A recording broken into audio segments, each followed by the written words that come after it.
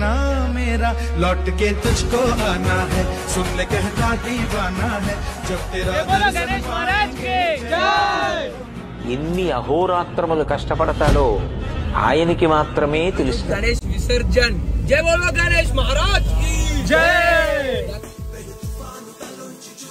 పైన మన గణేష్ ఉన్నాడు. 12 ప్యాక్లం తీసినందుకు లడ్డు అన్నాడంట. లడ్డు అన్నాడు మనకు పార్టీ ఇస్తాడు.